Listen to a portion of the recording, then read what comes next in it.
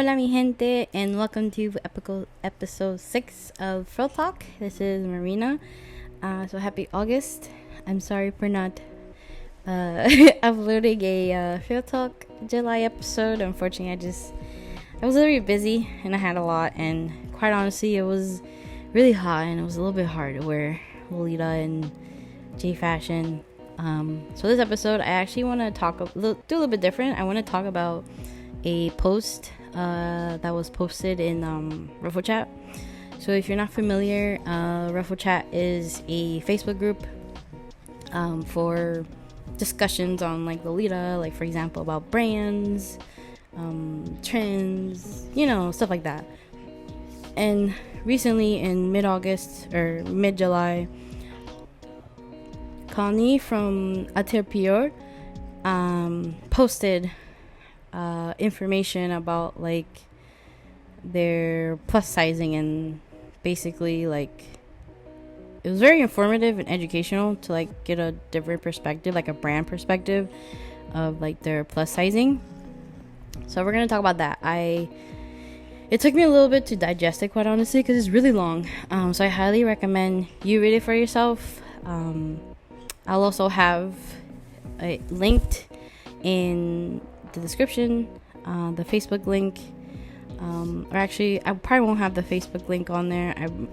I'll have the blog post on there so that you can read it without having to go on Facebook if you don't have Facebook.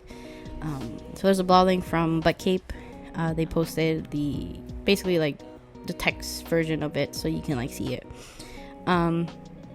It was a lot. It was a lot to digest, and it was really good to read. So I'm gonna go by sections because Connie works for Altapier. They're a model, and then they're like their social media person, basically, and they do the live streams as well. So if you watch those, then that's usually Connie. So I'm gonna go based off the sections, and I'll talk about it. So if you see me looking down at my iPad, it's because it's a lot, and it's honestly a lot. So the first paragraph is about general release size. So I think for the most part, us as consumers, like us being Lolitas, we know that brands don't make a lot of pieces whenever there's a release.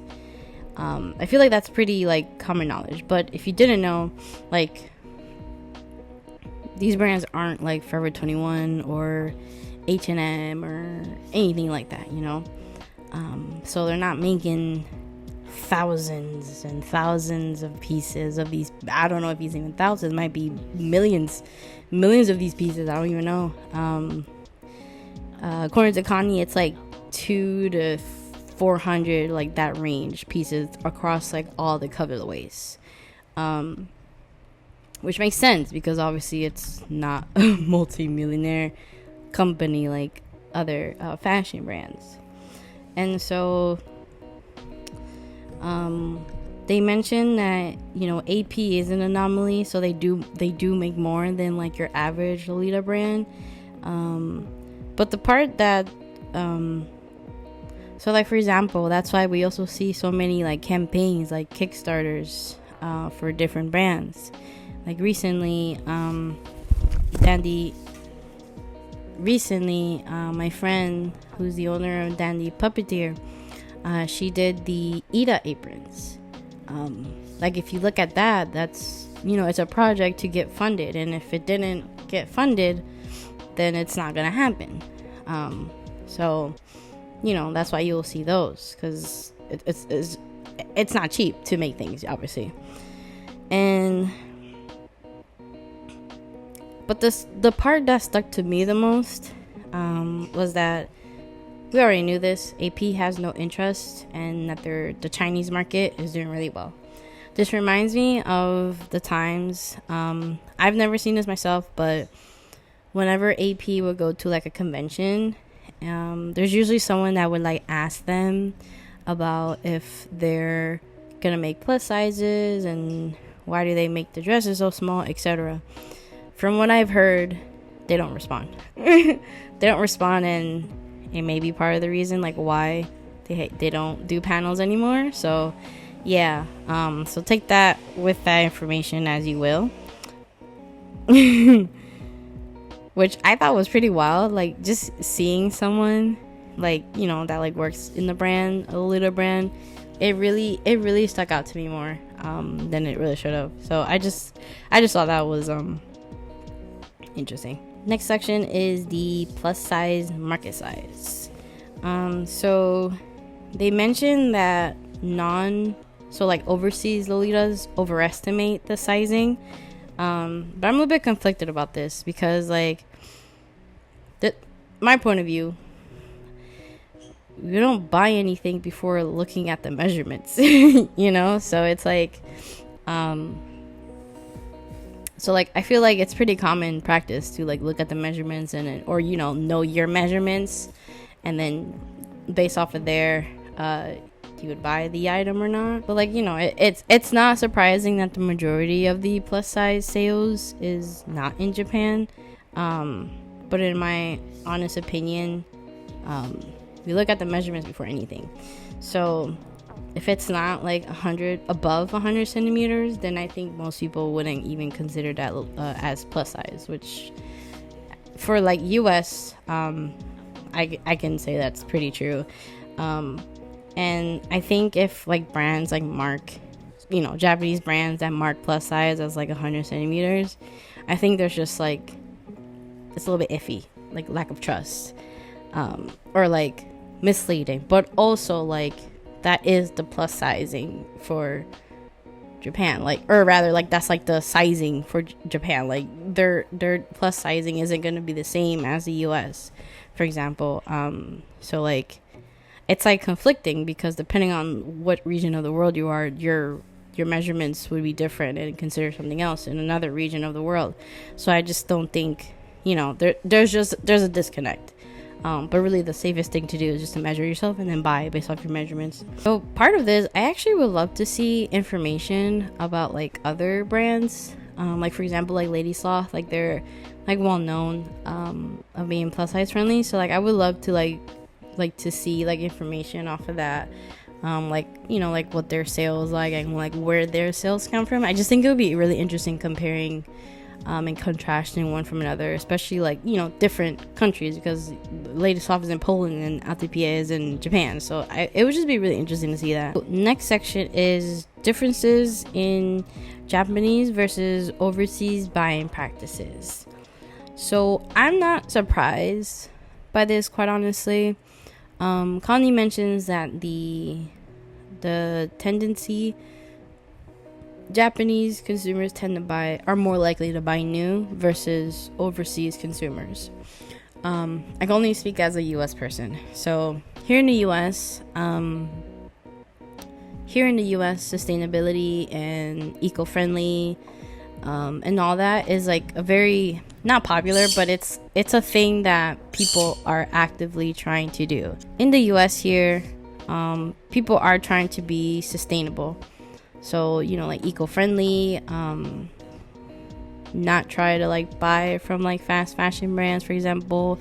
But this really varies person to person.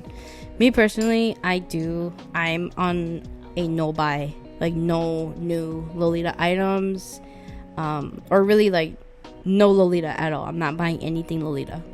Part of the reason is, because I want to look at my finances in a different way, and part of the other reasons is just that I just don't want to like have to buy new all the time, essentially. And one of the things I think people don't understand, that like sustainability and like in terms of fashion, it doesn't always mean thrifting or buying vintage or secondhand. It also means not buying new. I don't remember what country, and I'll have it here, but there was a satellite image of this country. I think it's like somewhere in Latin America. It might be like Peru or one of them. I honestly don't remember. It's basically, you can see from space the massive pile of clothes. Now, obviously, like these are tended for like coming from like the big fashion brands, like fast fashion brands, like for example, like Shein, Forever 21. Like Shein has been like one of the most very unsustainable brands, So it's like these, so people are trying not to buy from that, or at least that's like a current, definitely like a current trend. Me personally, I don't buy from those sorts of places except for like underwear and like basics, like a tank top or like, you know, like stuff like that, very like basic things. Now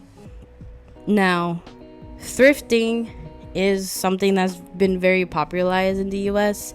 I can't speak to any other country, but when I was in South Korea, there was a big thrifting like area there. Like there was several like thrifting stores, so it's not something unheard of, obviously. And obviously I don't know like what the thrifting culture is, but in Japan, of course, but it's definitely a thing outside. So like it's a thing probably like anywhere, but it's definitely like a thing around the world.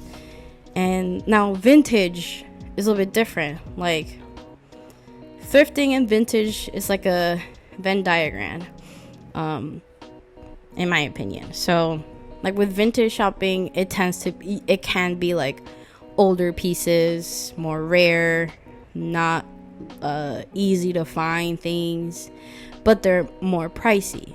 Thrifting and vintage can go in hand.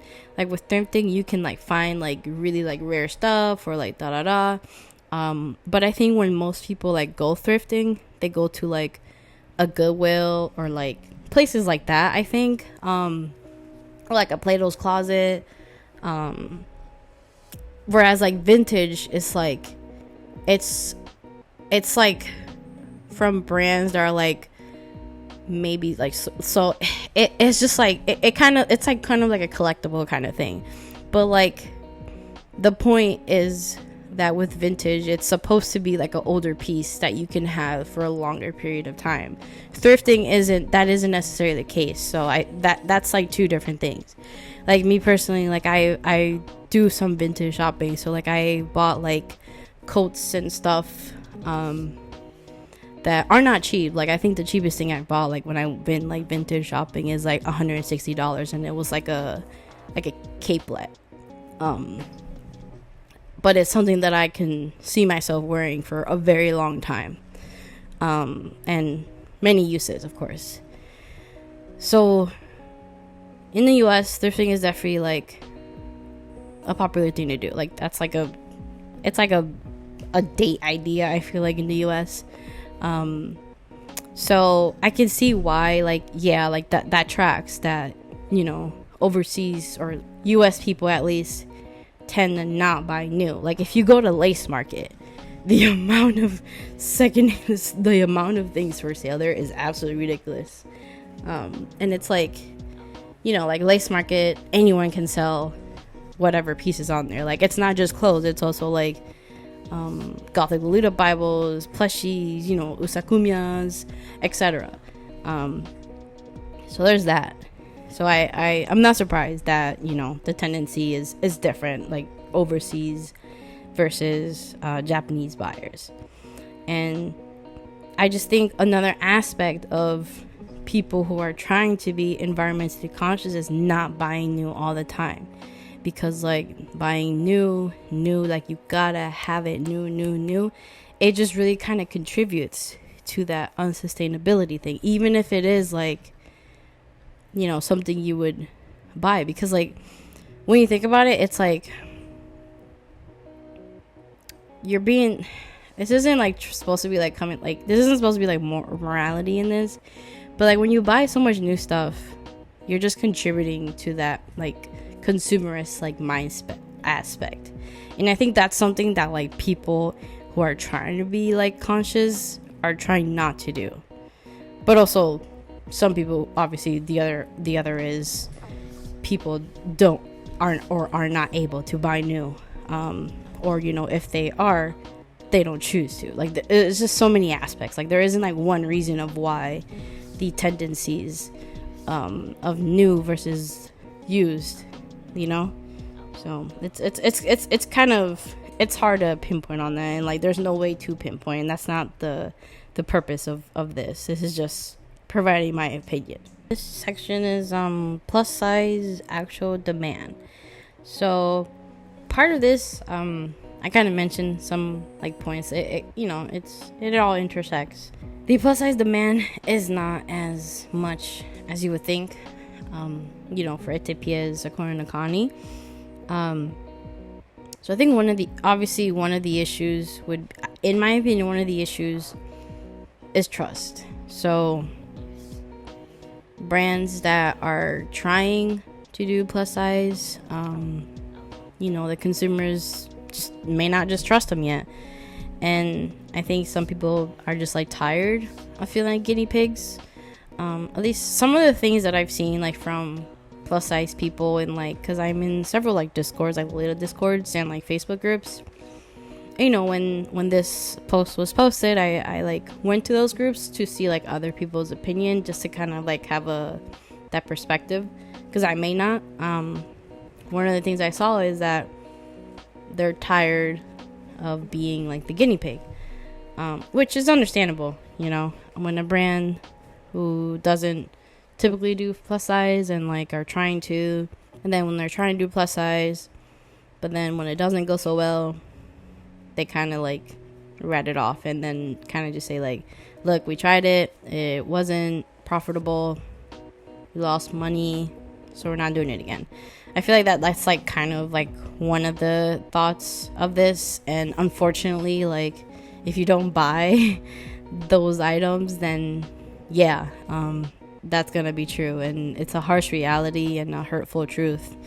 But in order for things to survive, they have to be supported. In Connie's post, they mentioned that whenever items are like requested for plus size, like the ratio is like, the likelihood of it being bought is like for plus size is like really low, which unfortunately, like, people will say like, oh my god, I would buy this, but then come the time to buy it, they don't. And it's like there's just so many reasons why people wouldn't buy. Like, part of it is trust, people's personal finances, may not have known about it, so it's really tough. And they actually Connie like actually put like a graph, so I'll put it here.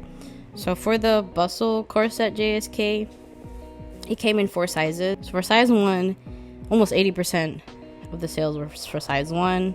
Size 2 was 2.9. Size 3, 12.3. Size 4, 4.9. So the more like plus sizes would be like 3 and 4. And as you see, the majority that were bought were size 1 versus the other ones. Same thing for the cutso. Size 1, almost 71.5. Size 2, 16.3. And size 3, 12.12. So again, like the bigger sizes make up less of the purchases or the sales, and so because of that, like as you see, like the bigger sizes, there isn't like huge demand, or rather it's not the most bought thing versus the general like size, which would be the size 1. And it's kind of like sad because like, yes, like I understand, we need everyone to be able to, have clothes that accommodate their body.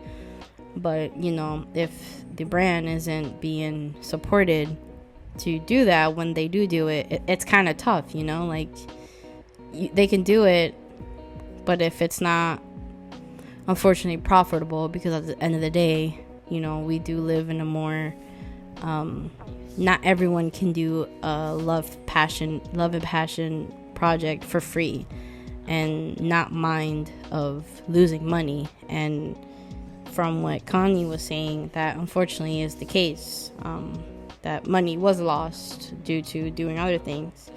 And I think that unfortunately this is just something that plus size Lolitas like hear a lot, that essentially your body, to put clothes on your body is too expensive for us. Like that's just unfortunately like one way like some people may interpret that, and it's like it's not intentionally supposed to be malicious, but unfortunately like that is a hurtful truth, or not truth, a hurtful thing to hear.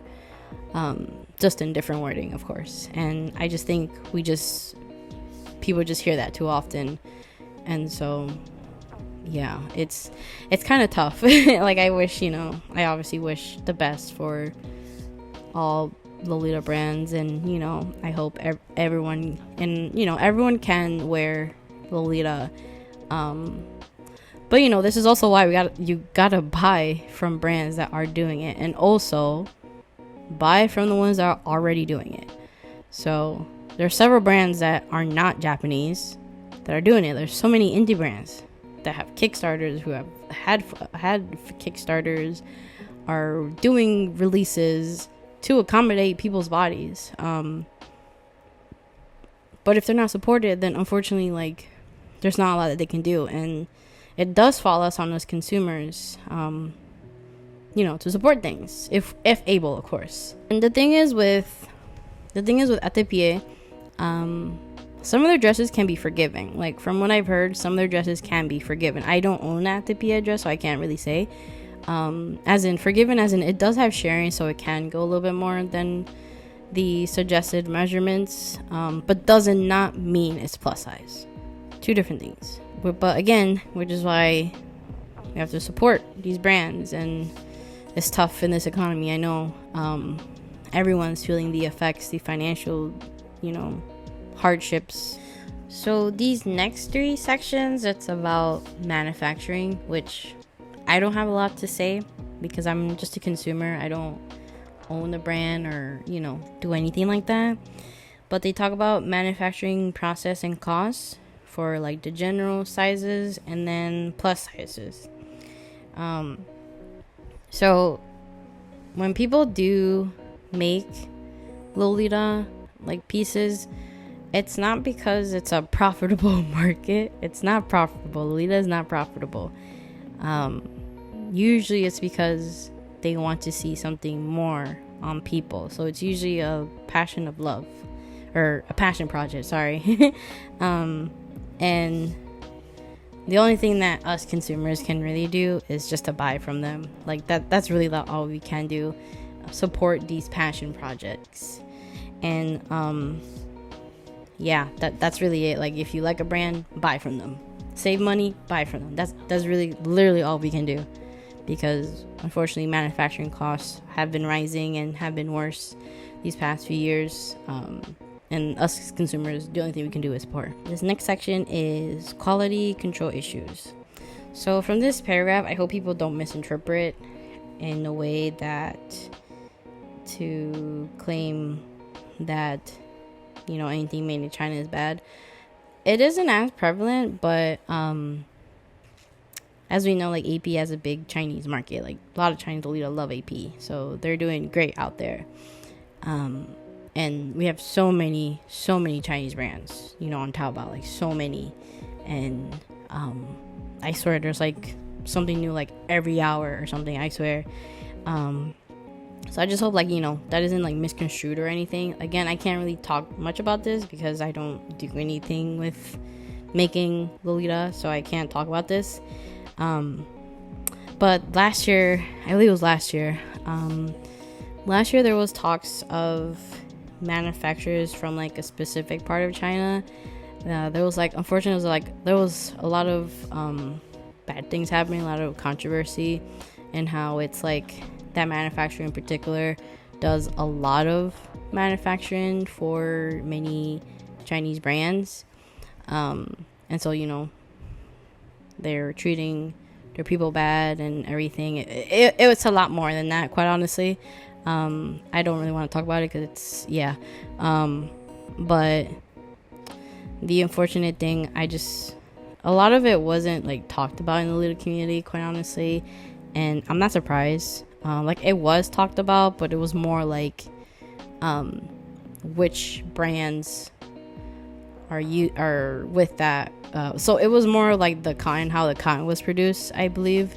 And it was like which manufacturing companies or like which Lolita brands like use that sort of cotton, or like were in support of that controversy. And there was like lists going around of like what Lolita brands to avoid, etc.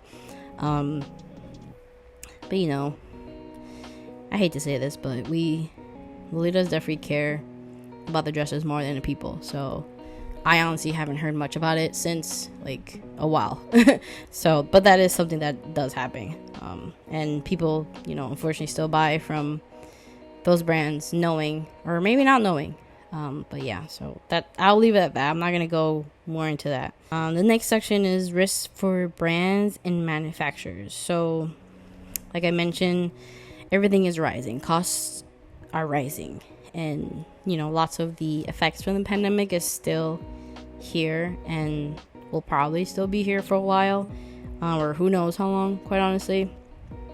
And I'm only speaking as someone that lives in the US. I don't know. I mean, I know it's affecting everyone globally, but yeah. I hope things do get better globally, financially, quite honestly. But really, the only thing that we can do is support little brands. That's it. So in summary, this was a very long post. Like, had to digest it a little bit, but it was very informational, and it was actually not a nice read, but it was a very stimulating read, because it made you think, not a consumer, like it made you think like how you are as a consumer, and then kind of made you think of like the contrast and like what's like going on, like a POV of the brand. And I kind of would love to see like more of these. Like I doubt that AP will ever do something like this, or like Baby, but it would be nice to like see more of this, like sort of like, I don't know, information. And brands aren't obligated to do so. So I just thought it was really cool. And they're really the biggest things that we gotta support. We gotta support brands, pretty much. That's it. And I can see though how people's knee-jerk reaction to Attribution's post